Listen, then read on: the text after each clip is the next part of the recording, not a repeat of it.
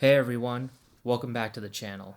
In my investing journey, I've always wondered how I should structure my portfolio. So today I want to walk you through exactly how I break it up, what percentages I keep in ETFs, individual stocks, and options trading. I'll also explain why I do what I do, and how this approach helps me sleep better at night while still aiming for long-term growth. So, first, why does this even matter? For me, having a clear breakdown helps me stay grounded. It really helps me avoid the impulsive decisions and ensures that I don't invest all my money into a single strategy. It also allows me to manage risk while giving myself exposure to high returns. Guys, I think of my portfolio like running a business. I want it to grow, generate income, and not get wiped out during market downturns. That means I need some parts of it that are stable, some that offer growth, and others that generate cash flow. So let's start with my biggest allocation. 50% of my portfolio is in ETFs. Now, this is the foundation. These are my long term growth engines. I treat them like the core of everything I do.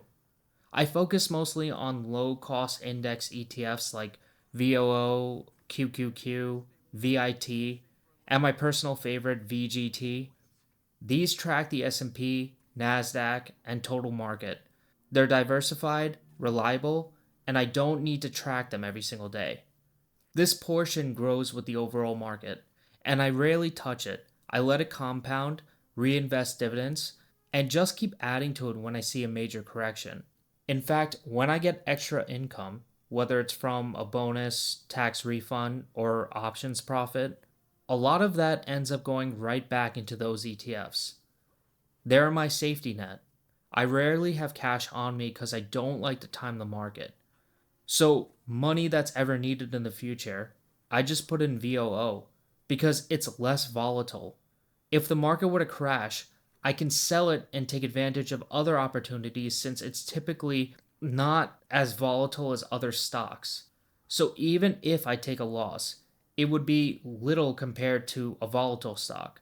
And I'm not betting on a single stock to carry my portfolio, I'm betting on the entire economy.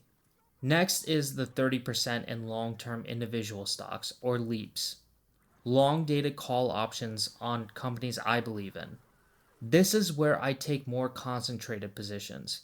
These are companies I've done deeper research on and companies I want to hold for decades. Stocks like in the Mag 7 that I bought over the years and I plan to hold for a very, very long time. But sometimes, instead of buying 100 shares, I buy deep in the money leaps, usually when I see a correction. Those are long term call options, usually 1 to 2 years out at a delta of zero point 0.9. If the stock moves up, the leap will basically move 1 to 1 with the stock, and I can control 100 shares with less money. But I only do that with companies I believe in, and I'm careful with the strike and the delta. I want something that behaves almost like I'm investing in the stock and not gambling like it's a lottery ticket. I look at this section as my growth upside bucket. It's riskier than an ETF, but it has higher potential returns. I'm okay with it because it's not my entire portfolio. Now, the final 20% is for options trading. This is the active side of my portfolio, where I sell puts, covered calls, and sometimes the wheel strategy. This is not gambling. I only do it with stocks I'm willing to own or already own. I collect premiums and I use this income either to reinvest in ETFs or get into other option trades. I've built this up slowly over time. At first, I was just selling puts to either enter positions at better prices, but over the years, I've gotten more comfortable with managing trades, rolling positions, and generating income, especially during flat or sideways markets.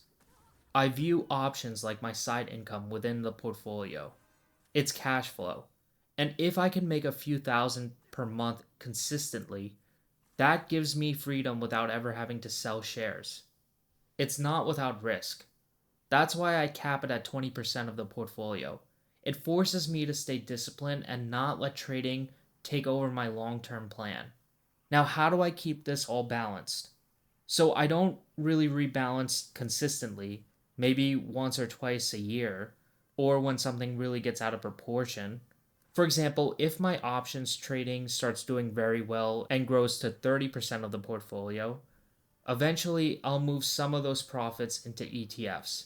If the market were to crash and my ETFs were to drop hard, I might redirect new contributions towards that bucket until things eventually even out. I don't try to time the market, I just shift my new cash flow based off of what's lagging and what needs to catch up. So, again, my current breakdown is 50% ETFs, the core, 30% long term stocks or LEAPs, the growth, 20% options trading, the income. This sets me up for a strong foundation, strong potential, and regular cash flow, all while trying to keep my risk in check. And as you guys know, I'm not a financial advisor. This is how I personally invest based off of my own goals and risk tolerance. You should always do your own research before investing. Now, will it stay this way forever? Probably not. If my lifestyle changes or my portfolio grows big enough to live off of, I might dial it back and increase the ETF position even more. But for now, this is what works for me. And if this video helped you out, please drop a like and consider subscribing. And if you're interested on one-on-one coaching from me, I have that information in the description below. Thanks for watching, and I'll see you guys in the next video.